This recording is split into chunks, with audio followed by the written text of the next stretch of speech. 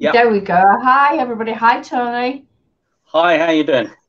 I'm good, thank you. First of all, massive congratulations. It's publication day for you. Oh, thank you very much. Yeah, it's been a great Show day. us your book, show us your book.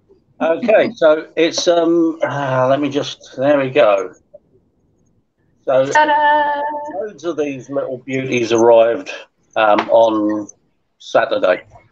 So yeah, they're all going to get signed and sent out, and some are prizes. But yeah, it's been a really good launch day. It's been long and been exciting, and it's been a good day. Yeah, and what time were you up watching the Amazon dashboard? Or Well, I'd be lying if I said I do that anymore, but I did check it. I did check it at sort of mid-morning just to make sure everything had dropped. And yeah, so it's good, and it's, you know, the sales have been good today as well as the pre-orders. good. Yeah. Yeah, good. I know when my first book, The Lies She Told, came out last October, I'd watched so many seminars about the Amazon algorithms and the sales charts and all this, that, and the other. And I know that it's updated hourly. And Yeah. one guy had said, if you watch it hourly, within the first hour, you'll get the bestseller tag and this, that, and the other. And I literally sat like 10 hours just refreshing Amazon algorithm just to see if I didn't get anywhere, but you know, it was good fun. I remember I did do that. You know, when the first couple of books came out, I was like that. But I've come to realise that in terms of Amazon rankings, it's usually the very last one of the night is usually about your best position. So Yeah. before midnight, I usually check just to see where the book got to that day. It's been surprisingly restful today because I Wow. had a massive blog tour this time. I've only had Yeah. a couple of people a day, so I haven't had massive responses to do, but it's still been, you know, more than enough because I had a few extras, people that I know who did a review for me. They've come on board today, so that's been good as well. So yeah, all So I think cracking release. a lot of people, when the readers in particular, don't realise that when you're self-published or you're hybrid or indie author, whatever you want to call it, we have to do all our own marketing and get all our own word of mouth promo and stuff like that. And it's hard, isn't it? It's very hard. I mean, obviously, you know, my first X amount of books, you know, I was with a publisher. Yeah. When I went on my own, I was prepared for it because I asked around a lot. There are a number of authors that I knew who went to self-publishing, so I was prepared for what I was supposed to do, and I got most things right, fortunately, but only because I tapped a lot of brains along the way, you know. Yeah. But yeah, you're never quite prepared for the volume of work. I don't think it takes this week. Is going to be a lot of responses to retweets and comments and people, obviously, and also sort of putting up the little quote posts and reposts and all that. And it's very long days, but you know, when you put it all together, the pros still outweigh the cons. You know? Oh yeah, 100%. Yeah, definitely. I think it's you have to kind of wear different hats all the time, don't you? I mean, primarily we're writers. That's what we want to do. We just want to write the bloody books. But you have to be an accountant. You have to be a marketeer. You have to be a PR person. And I think sometimes new writers can go into it with this glorified thought of it's going to be wonderful. I'm going to be for sale on Amazon in Waterstones. And the reality is actually it's really, really hard graft, and you've got to be persistent. Yeah, it is. And you know, I've probably taken the lazy way out by just publishing on the Amazon platform, because obviously you can go much wider, but also an awful lot more work. And I really haven't, even at this stage, haven't looked at this as a business yet. It's not still business for me. There's a business component, but for me, it's all still about the writing. It's the only part of it I enjoy. The rest of it is work. Although I'm not you know, I mean, I'm used to long hours. My previous job, I did very long hours, but this is a totally different thing. You know, I get one component which I really love and don't really want to stop. But I also know that I've got to get my books, I've got to make them available, and I've got to make people that are aware of them. So Yeah, I'm not reluctant to do it, but by the same token, it's not enjoyable for me. no. I'm just having a look. Can you see any questions on your screen? Oh, what have we got here? Oh, I can't see any questions. If you've got any questions that you can see, please let me know. I've got. Right, okay. So Caroline's asked, how did you two meet? Through this Facebook page, I think. Yeah, we met through the Facebook page. Yeah, you mentioned. Yeah. I think you mentioned. I think you invited me to do. I can't remember what you first invited me to do. I think I invited you to do the podcast. Oh, that. Crime Books Unlimited. That was, God, weeks ago now. It was, yeah. Well, we did it. Yeah, that's really flown, actually. Yeah, we did it quite a while ago, and then it was shown just last month. Yeah. But yeah, I mean, that's really how we came to meet, was through Facebook. Yeah. And I've got a question that I want to ask you. Speaking of that, actually, so I'm a bit of an analytics geek, and I've been watching the podcast stats over the last few weeks, and your episode is always at the top. You always get more downloads and more listens than anything else, which is fantastic. I won't do that. Now you've had a certain author. You've had over, yeah. We'll see. You're still number one as of today, Tony. That's the important thing. Oh, that's really. But, and one thing that I wanted to ask, because I consider myself very new to this self-publishing game. I've got my second book coming out this week, but you seem to have such a set of loyal fans. I mean, the minute, and it's not just in the UK British crime Facebook group, it's on every, whether it's the Radio 2 Readers Club, Claire Mackintosh Book Club, every single book club. If somebody asks, can you recommend a really good crime thriller, somebody will always say Tony Forder. Yeah, it's. How the hell? Have I done it? I have no idea. Well, I haven't done it. I think a certain Mr. D.I. Bliss has done it, really. I remember distinctly saying on the UK CBC group page one day, you know, having seen somebody ask about crime and seeing every other person's name but mine there, I always remember saying, you know, it's going to be so nice. It would be so nice if one day somebody asks that question and somebody mentions me in my book.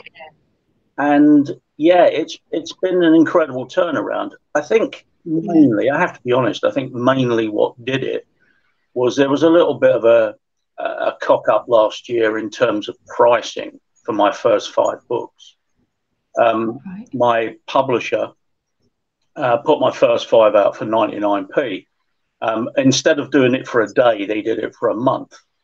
And I have to say, distraught at the time. But actually, it turned out in my favour because I mentioned it to a few people, and that seemed to spread out. And then I had, hundreds of people say, "Well, you know, we've gone and bought the book," kind of thing. And I during that month, I sold thousands of books. Wow! And it's not so much, you know, the income that it generates, but it generated new readers. Yeah. Many of whom have gone on, you know, to sort of join my Facebook group and to sort of become, you know, friends, really. And so that real cock up worked in my favour. I wouldn't recommend it. It wouldn't recommend it to anyone with a bad blood pressure, because mine was fluctuating heavily, I can tell you. But, and you may have sold thousands of books, but you've only made £1.23.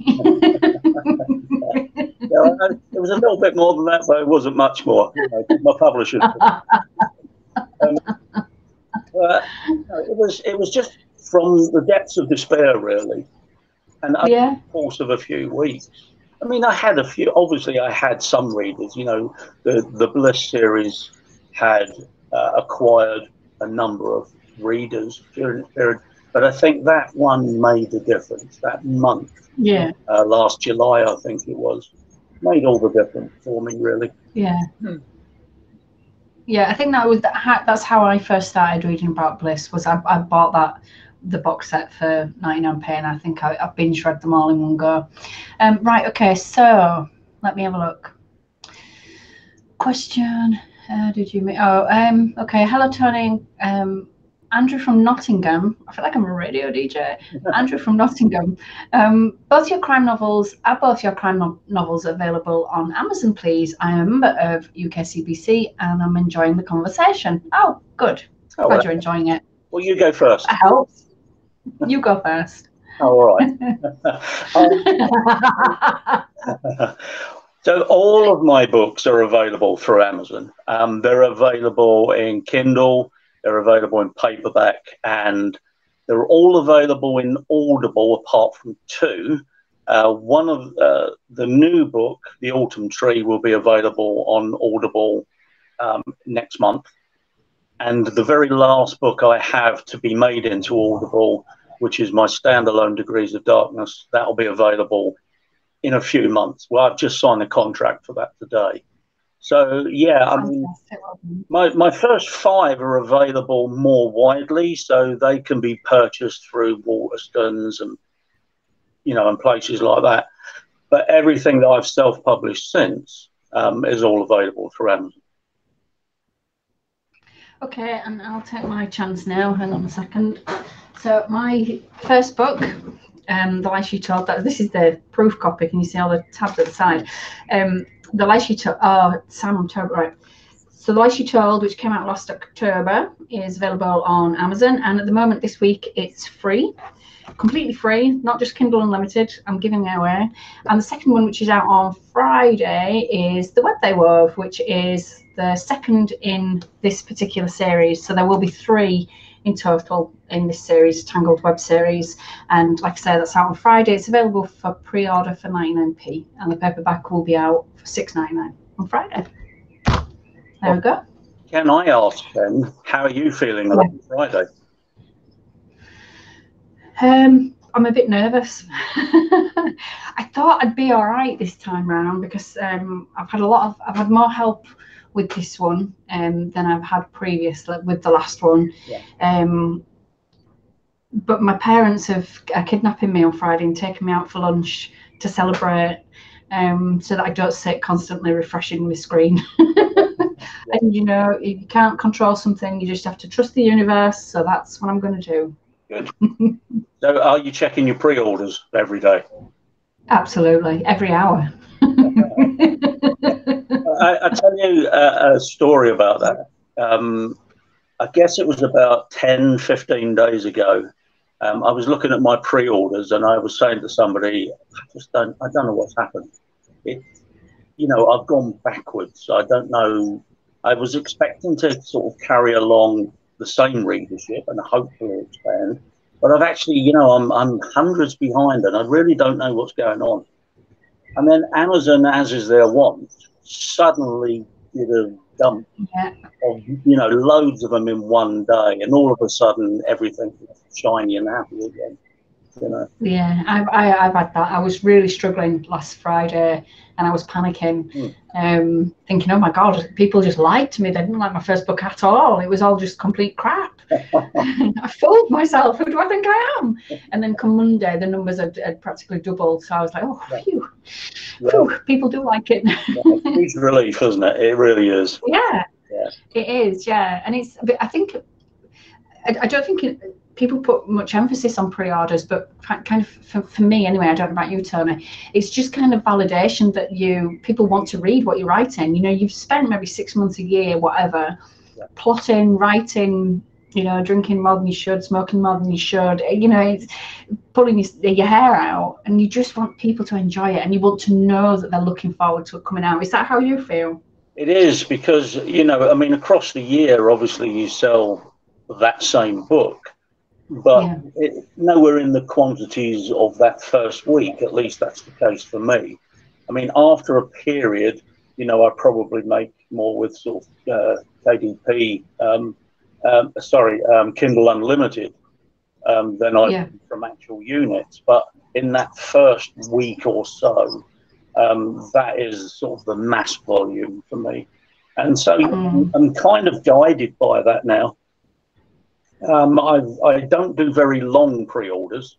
I mean, I know some books are up for pre-order for 6 months, you know, but I probably do a month. Yeah, I've done once this time. Yeah, because it's kind of, you know, fairly strict timing when you do it yourself, as you know, when you've got to get it from your editor to you to finish the book, and then I have to give it to a typesetter because I can't do that myself. And then I have to make sure the typesetting is good, and then I have to put everything together. And by that time, I need to get it out to the ARC readers, the blog tour ARC readers. So that's generally the time I have a book ready, is about a month before it's published. Yeah, I did a month this time. I think for The Lie She Told, I did 2 weeks, which on reflection was a little bit too short. Yeah, but I think a month has worked well for me because, and as well, you don't want to keep just pushing people and saying, "Oh, my book's available for pre-order. It's available." You know, it's like, how many times do you hear that message from authors, and you just think, "Oh, for God's sake, back off! If I want it, I'll get it." Yeah, I know. I'm a very reluctant promoter, but I do it against my better judgment, because you know, it is the only way you can get the message out there. And although obviously some people, I mean, I just suggest to people usually that they, you know, if they don't want to see it, and snooze me for 30 days and it'll be over. Yeah. You know. Yeah. I've done that today. I just went on Twitter this morning and said, it's promotion week. If you don't want me, just mute me. It's fine. I won't be offended. Yeah. Tony, we've had some more questions coming in. Okay. Hang on. Can you tell us a little bit about where your books are set and why? Okay. You go first with that one. Oh, okay. So mine is set in 2 very different locations. The Lie She Told is set in the Highlands of Scotland, in particular a place called Gairloch, which is a place that my husband and I discovered about 10 years ago. And the lead character Kate, had been in my head for such a long time. And the minute we arrived there, I just thought, this is it. This is it. This is where somebody who is wanting to get away from her life, this is where she would run to, because it's so remote. There's no Wi-Fi, or barely any Wi-Fi, and it's just complete isolation. So that is where The Lie She Told is set.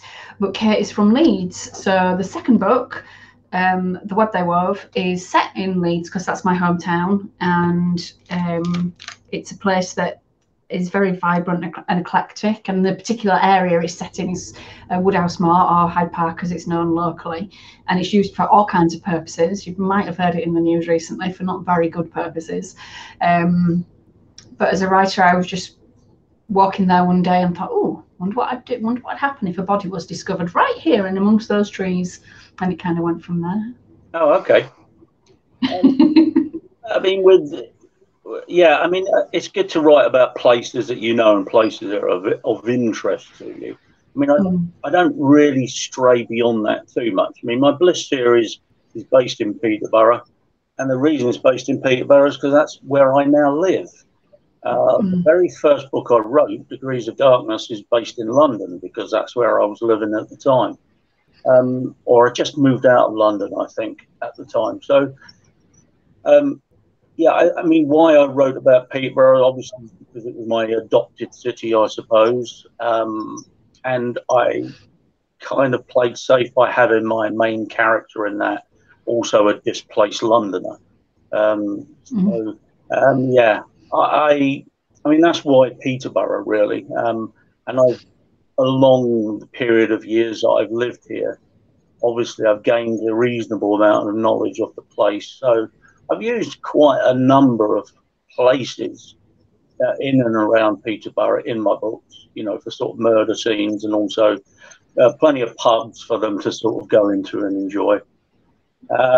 I've One book is completely set in America.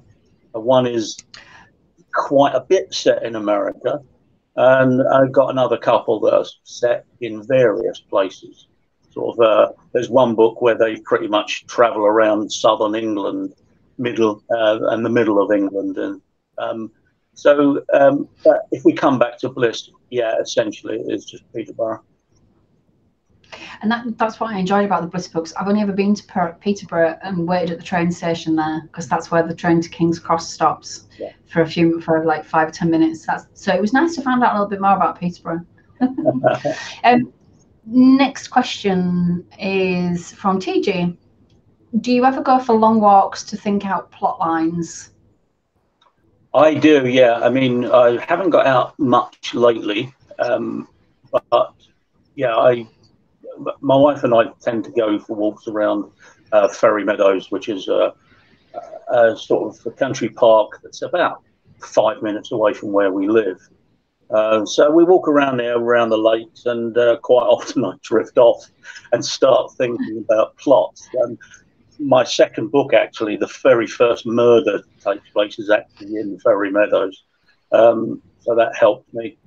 Yeah, it is a place that I go, and I do enjoy sort of, I don't focus on plot lines as much as I tend, when I'm out and about, I tend to think of characters, and I tend to think of dialogue. I have lots of dialogue running through my head, and sometimes I test it out on my wife. Yeah, I'm the same. I like when I'm out. We've got a local park near us that I mean, during lockdown it was an absolute saviour, thank God. But yeah, I tend to kind of take in the sights and the smells and look at how people are interacting, and if I can, I earwig into conversations as well to pick up on any dialogue that I might be having, and secretly scribble it down. Yeah, I don't carry a notebook around with me, so I have to try and keep it in my head as much as possible. And I'm leaving you the job of reading out the questions, but I cannot see them. So. Well, they're just I don't know why I can and you can't. But anyway, okay. So this is from. Oh, they don't leave a name, but it says, "Hi, both of you. Hey, Tony is my favourite author." Ooh, well, that's nice. Hashtag. Listen to this on groupies. Hashtag Blissette. Oh, Blissette, yes, okay. Oh wow, get you? Yeah, I know. I have forever. Right, Team Cat, come on, we need to come back to something with this. I'm not having that.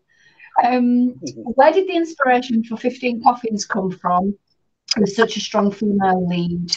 And how are you feeling about the Autumn Tree feedback so far? Oh, okay. So 15 Coffins literally came from the title. I have a little book by the side of where I write, and I scribble down potential titles.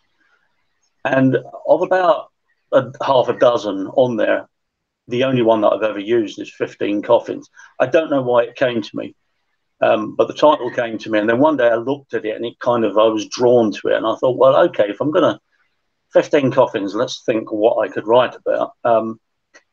And essentially, once I knew what it was going to be about, which is the aftermath of a school shooting, I thought, well, I've got to set it in America, really, for it to make huge amount of sense. And then I thought of the perfect place, a place that I visited quite often. But in the end, I invented the town that they live in. But I was very keen to do a character who was completely different from Bliss. So I chose a completely different gender and a completely different personality. And I have to say it was hard work. I mean, I've written, along with Penny Chandler, Bliss is obviously Penny Chandler, so I've written a female character, but not one who had to carry the whole weight of a book. So that was a lot of hard work, especially setting it in America as well. So I enjoyed that experience, but I'm not sure I will repeat it, even though people like Sydney, who's in that book. Oh, how the autumn tree? The autumn tree has gone very nicely, thank you. And the reviews have been fantastic. I mean, absolutely beyond my wildest expectations. It was my personal belief that this is my best book, but I didn't know how many people would agree with me. And I think the vast majority do so far. Brilliant. Oh, good stuff. Oh, okay, so they're trying to get Yaffe trending now.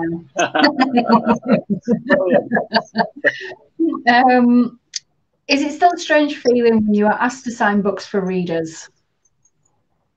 When you go, I've just been. Yeah, it's really weird.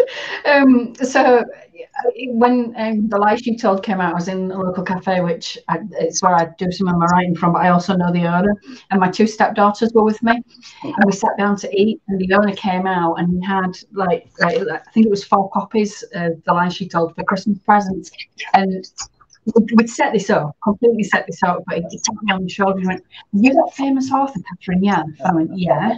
He said, "Could you sign these books for me, please?" Well, I mean, my youngest stepdaughter is 13 and Insta crazy, so she was like snapping, "Oh my God, that's a right Instagram moment," and like snapping it like crazy. I didn't have the heart to tell her it was set up. You told a sense of it. But it's weird when I go to my mum's and the neighbours come and knock on the door and say, "Oh, I bought this book because your mum said I should. Would you sign it for me, please?" It is a very weird experience, I have to say. Very weird. I've done a few book signings. I've done some signings in other events. A couple that were just for me, a couple I've shared. And, you know, other people have asked me, you know, friends of my wife, where she works, a lot of them buy my books, and she brings them home. She brought home 4 copies of Bad to the Bone tonight that one of her friends bought, which she's going to give to her kids. So hopefully, our kids. Yeah, so I'll read them. I'll sign them.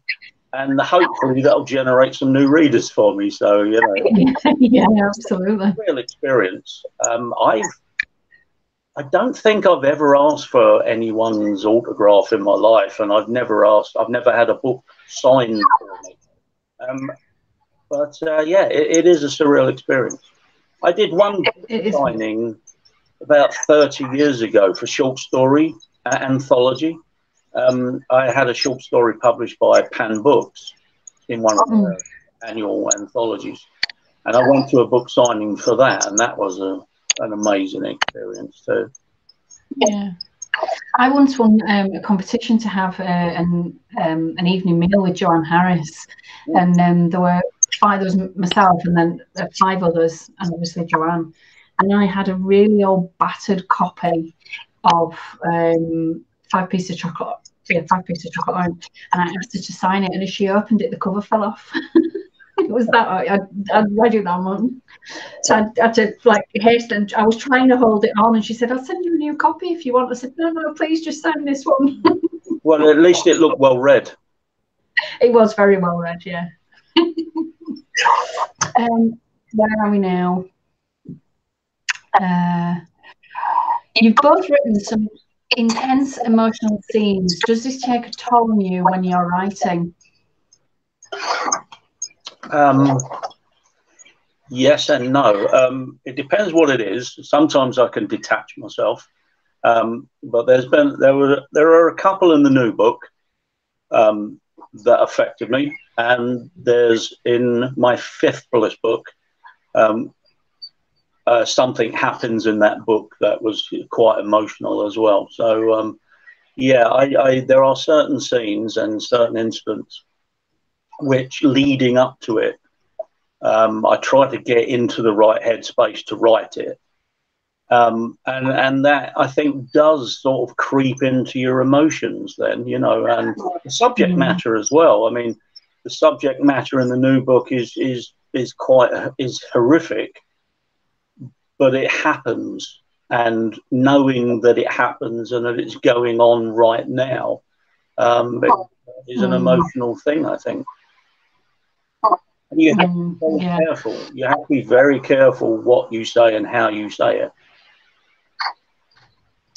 Yeah, definitely. I think I came up against that in The What They Wove, because I don't know, tackle, I don't know if that's the right word, but I approached a subject that I knew very little about, and I needed to educate myself in the subject matter, so that when I was writing about it, it was obviously authentic, but that it wasn't offensive, and I didn't put, you know, a certain group of people into some stereotypical group. And when I read it back, I actually asked them to do a sensitivity read, because it does tackle quite an emotional topic. And they came back and said that I'd handled it really well. But the writing of it was very difficult. There was a lot of very silent moments where I had to stand up and walk away from my desk and my screen and just detach for a few minutes and then come back and start again. And I think with the lie she told as well, because Kate is a victim of coercive control, which is something that obviously there's a lot about that in the media at the moment. And I, again, did a lot of research, and it takes a spell on you, definitely. Yeah, it did me. Not that I'm pushing the new book or anything, but the new one is probably the most emotive subject I've tackled so far. So yeah, there are bits of it that really did get to me while I was writing it, and I put it through quite a strenuous sort of beta read, and a number of other readers as well, just to make sure that I hadn't glorified in it at all, and I'd approached the subject sensitively. Yeah, I'm always conscious of that. Happy Publication Day, Tony, from Philip Jordan in Belfast. I've loads of author questions, but I'm going with, what would Jimmy make about having his own fan club? #Blissarts. Oh God, this again. Well, Jimmy wouldn't like it as much as I do, that's for sure. Jimmy Bliss would hate having a hashtag. I mean, mention of a hashtag would send him spiraling out of control, let alone one that was about him. So, yeah, I'd have to buy him several pints just to get him over that. I like that one. Have you ever put elements of your wife or daughter into your female characters, even inadvertently? No. Okay, well, I have. My very first book, Degrees of Darkness, features an abducted child, and I based that character on my daughter. She still sends me her therapy bills every month.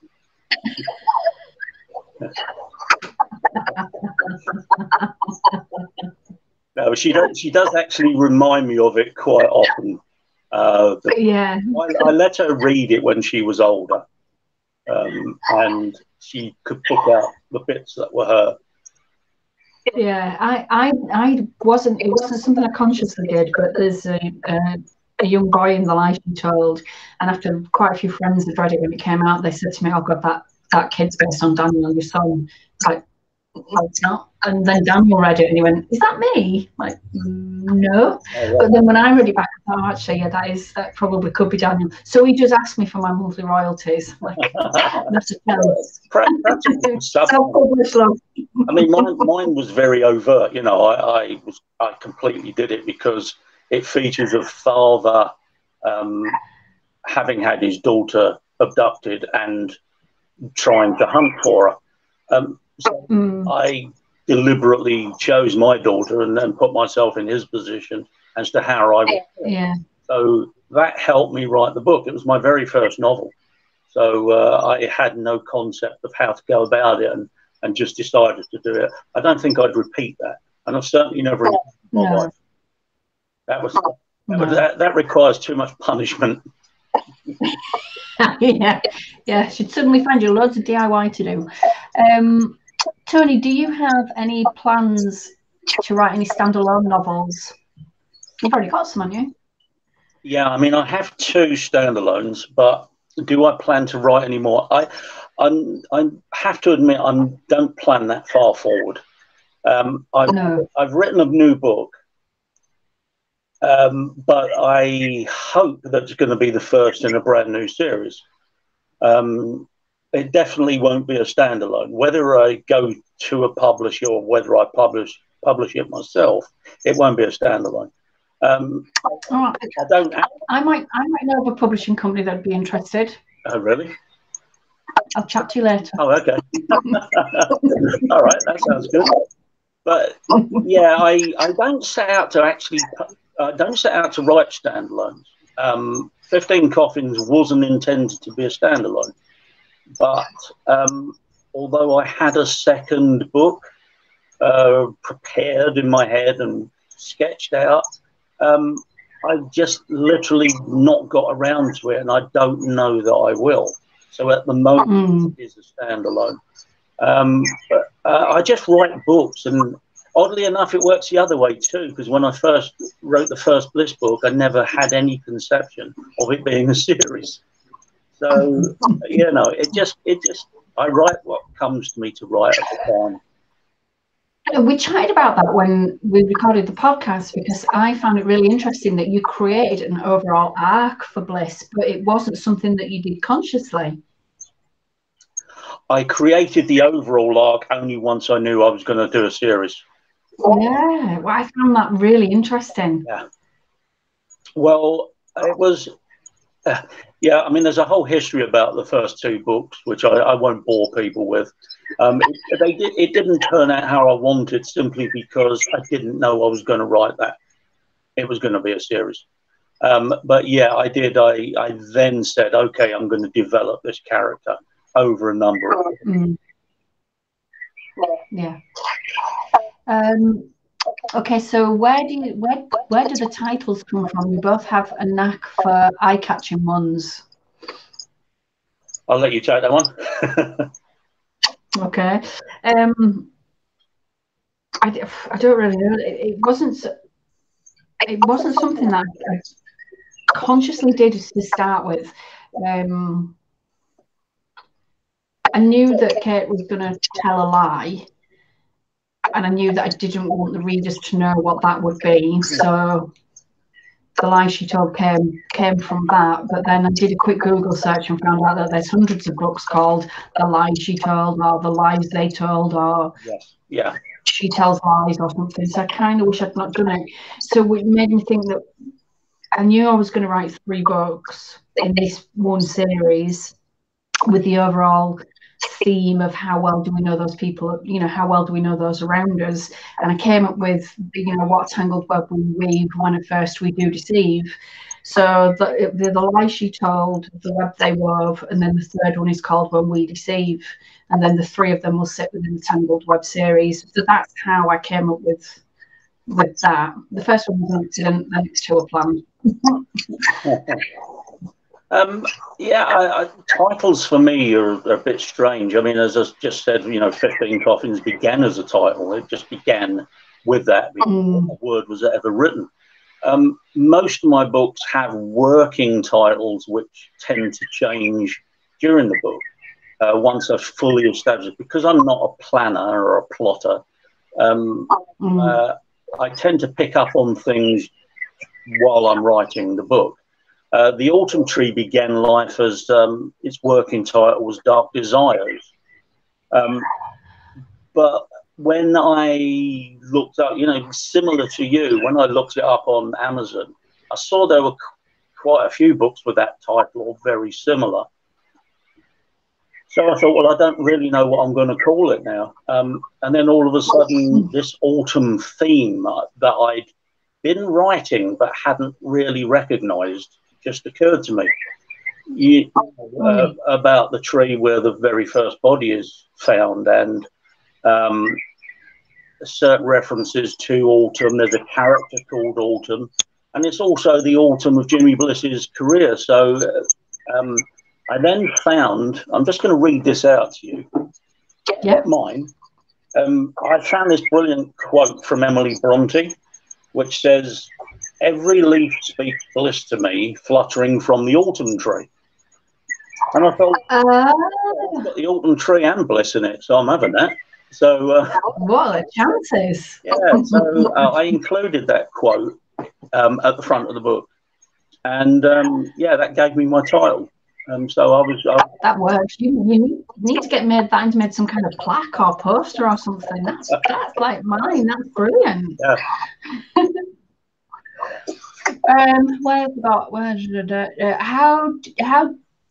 How do you know when the seed of an idea has enough behind it to become a fully formed novel? Question. That's a difficult one because it happens differently for me every time. I mean, I again, you know, one of my trusty notebooks, I have story ideas sketched out, and every so often, perhaps once a week, I'll open the book up and I'll go through them and I'll just see if anything grabs me, or it'll be something, you know, I'll see something on the TV or I'll read something that will make me think of it. But the moment I know that it's grabbed me enough to write, there's two things happen. One is it sticks inside my head and I can't get rid of it. Yeah. And the second thing is I sit down and write it, because I very often start off with a scene, which I'll freehand write or just on a notepad. And once I've done that and once it's stuck in my head, that's the point at which I know it will eventually be a book. And it depends where I am, whether I'm writing or editing, as to how much I'll put into it. But again, I just make sort of copious notes about it as I go through until the point where I've got time to actually start writing it properly. Yeah. Hang on a second.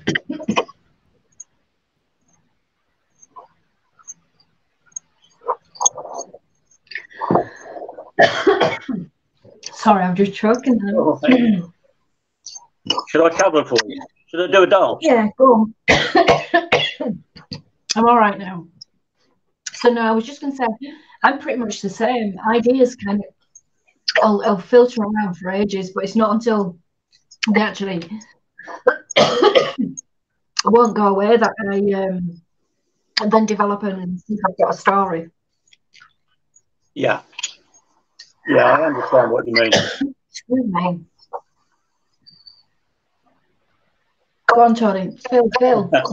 No, I understand what you mean in terms of once the idea. I mean, I have lots of ideas fly through my head all the time.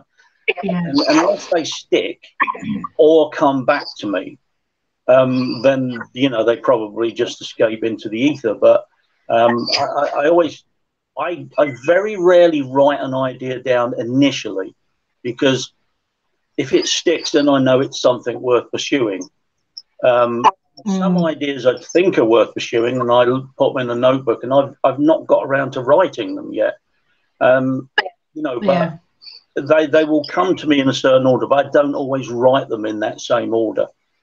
I'd started to write something, one book, and I saw something on TV one day about a County Lines drugs mule.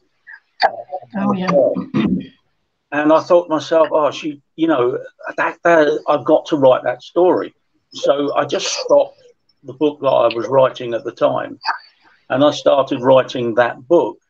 And it turned out to be one of people's favourites in the Bliss series, because of the character that I created, a young girl called Molly, who Bliss really takes to. And really, it can just be something like that. Yeah, I'm the same. With The Lie She Told, the story had been kicking around for years, and when I first started it was like some stupid whimsical love story, and very, very quickly turned dark. But I already know that I knew what the second and third book were going to be by the time I finished The Lie She Told, because it had just triggered. So I find the more that I write, the more ideas that I get. Yeah. But then something will just come completely left field, and I'll be like, well, whoa, where did you come from?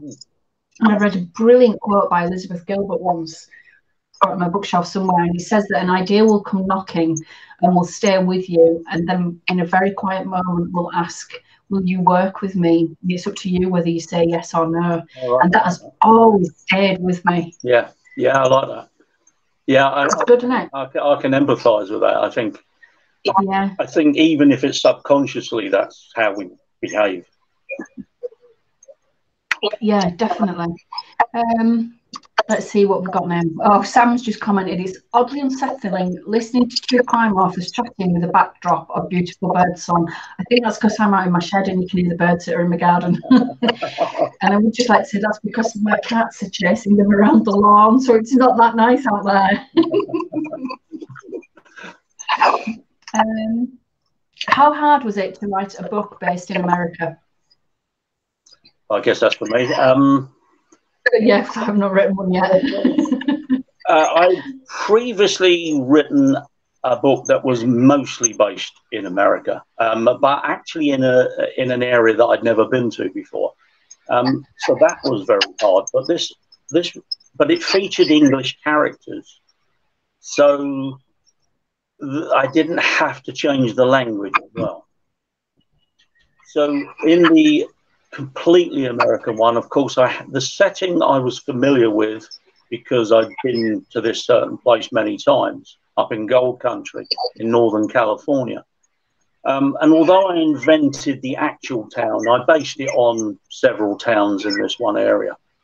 But the most difficult, so writing about America itself and small town America wasn't that difficult, but keeping an eye on the language was the most difficult thing. I didn't use American spellings, but I did use American language. And it's very easy to slip up on that. So I was very careful with that. But yeah, I've kind of, I quite like the experience of writing about far off places. I'd like to write about Maldives just so that I can go down and do some research. Yeah, yeah, you can put it on expenses. Yeah. Self-published, Tony, never going to run. What advice would you give aspiring authors? Oh, do you want just write? That would be mine. Just write. Yeah, write and read. I mean, I know things said it first, but you got to write a lot and read a lot. I know a couple of authors who don't actually read an awful lot, but you know, I just think you have to know your subject. It's not. It's like any. It sounds a bit. I don't know. It sounds a bit weird for me to say the word art, but like any art, it needs crafting. You need to work at it. You know, it doesn't come fully formed. So yeah, you've got to be prepared to put in some hard work to sort of make sure. You might make it on your first book, and you might not make it for 20 years, but it's the creating of the book that's the most important part, I think. Yeah, absolutely. And I think as writers, you learn and grow with every book. That's certainly my experience. I've only written two that have been published, but that's my experience, is that, you know, I'm a much different writer now to what I was a year ago, and I would expect in 6, 12, 18 months I'll be a very different writer again. And I think it's being prepared to allow yourself to evolve and to change through constantly reading and through constantly writing that happens. Yeah. Yeah, I think you have to, because I mean, even in sort of some of the books that have done comparatively less well, I've learned something from writing them. You know, because I've adapted I've used a different voice for them. I've used a different point of view for them, and I also have the experience of having written those another 100,000 words. So it's, you know, none of it is wasted, I don't think. No, I don't think so. Is there any book you wish you'd have written? Well, I'll probably choose my favourite book, which would be Silence of the Lambs. Good choice. I do wish I'd written that, because I veer between Silence of the Lambs and Red Dragon, Thomas Harris's, you know, his first lecture book. But Yeah, for me, Silence of the Lambs, or probably any of Michael Connolly's books, to be quite honest. Yeah. Me, anything by Stephen King. Yeah, he was one of my favourite writers years ago. He was kind of the author that I kind of grew up with. I think from the crime, weird science kind of side of it, he was probably one of the first authors that I read and thought, I want to do that. I want to write like that. Yeah. And then I bought his book. Oh God, the Stephen King on writing, the one about how he writes and how he creates books. And I remember he says that as a writer, you always have a skeleton and you're putting meat on the bones. And as I'm building my characters, I've always got that in my head. Yeah, I stole that from him. Which of your characters has been your favourite to write so far? Well, for me, I'm going to choose a character that many people wouldn't have even read and is only a bit part character. He's in one of my books from a different series called Cold Winter Sun. I've got a sheriff, a New Mexican sheriff, name of Crozier. And I absolutely loved writing him because he's kind of this older, folksy kind of speaking, wily, very aware sheriff, a bit laconic. It was just everything about him that I loved when writing him. And although, you know, a lot of people wouldn't have read that book, and although he does, you know, he's in it quite a bit, but he's not one of the main characters. I just loved him. He's my favourite character that I've created so far. Yeah. I think mine would be probably Jack from The Life She Told, because he's based on my dad. Oh, right. He does yeah. Okay, so I think we're up to an hour now. Can you believe that? So do you want to flash us your book and tell us where people can buy it? And I'll do the same. You go first. Right, there we go. So this is The Autumn Tree. This is book 8 in the Bliss series. Yeah, and plus there's a novella, but this is the, you know, officially book 8. The novella is book 0, strangely enough. Yeah, that's book 8 in the series. And yes, it's only available through Amazon. Or if you would like a signed copy, you can contact me through Facebook or from my website, tonyjforder.com. Cool. And my book, The Web They Wove, is second in the Tangled Web series, and it is out on Friday, 28th. It's available for pre-order. You can order it on Amazon. Again, if you want to order a signed copy, then just head over to my website, which is catherineyaffe.co.uk. And I think that's it. I don't know if Man's going to jump back in now or whether we just say goodbye. Well, I will absolutely jump back in. That was a fantastic interview. Thank you, troublemaker. I am not a troublemaker, Harry. Yes. Thank you so much. So congratulations, Tony, on publication day for The Autumn Tree. Thank you so much for joining us. Absolutely. And thanks, Tony. Much appreciated. And Kat, good luck for Friday. Good luck for Friday for The Web They Wove. Thank you. Thank you for inviting me on, and thank you to everybody who asked a question. I hope we covered most of it. Yeah. I've sat here chuckling to myself for a whole hour, so I've had a great time. I tried to get us through as many as I could see, but some of them were coming up so quickly. But thank you to all of the members as well, and to the admins for their contributions as always. And hello, Andrew. Absolutely. Can we say hello to Andrew from Nottingham? Give him a wave. Hi, Andrew from Nottingham. Hi, Andrew from Nottingham. Can I just say, if we haven't answered everybody's questions, if somebody wants to ask me on my timeline, I'm happy to answer. Yes, same here. Thank you very much. And if you can join me for my Facebook launch on Catherine Yaffe author page on Friday, it should be good fun. Oh, brilliant. Excellent stuff. Thank you both very much. Thank you. No worries, enjoyed it. Thank you, Tony. I enjoyed it. Thanks a lot. Thanks, Catherine. Take care.